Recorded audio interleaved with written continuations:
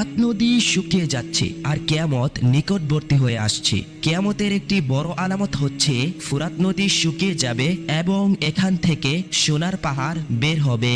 রাসূলুল্লাহ সাল্লাল্লাহু আলাইহি ওয়াসাল্লাম বলেছেন, সে পর্যন্ত কিয়ামত সংঘটিত হবে না যতক্ষণ না ফুরাত নদী থেকে সোনার পাহাড় বের হবে। আর এই সোনার পাহাড়কে কেন্দ্র করে মানুষ যুদ্ধ করবে এবং প্রতি 100 জনে 99 জন মানুষ মারা যাবে। এই 100 জন মানুষের মধ্যে যে একজন বেঁচে যাবে সে মনে করবে মনে হয় আমি শুধুমাত্র একাই বেঁচে আছি। রাসূলুল্লাহ সাল্লাল্লাহু আলাইহি ওয়াসাল্লাম বলেন, ফুরাত নদী থেকে যখন স্বর্ণের পাহাড় বের হবে সে সময় যে ব্যক্তি সেখানে উপস্থিত থাকবে সে যেন তা থেকে কোনো কিছু গ্রহণ না করে। আর এই ফুরাত নদীর পানি 1999 সাল থেকে শুকাতে শুরু করেছে। যে এক সময়ে ফুরাত নদীর পানির গভীরতা এত পরিমাণে ছিল সেই গভীরতার পানি আজ কমতে কমতে শুকিয়ে প্রায় শেষের পথে।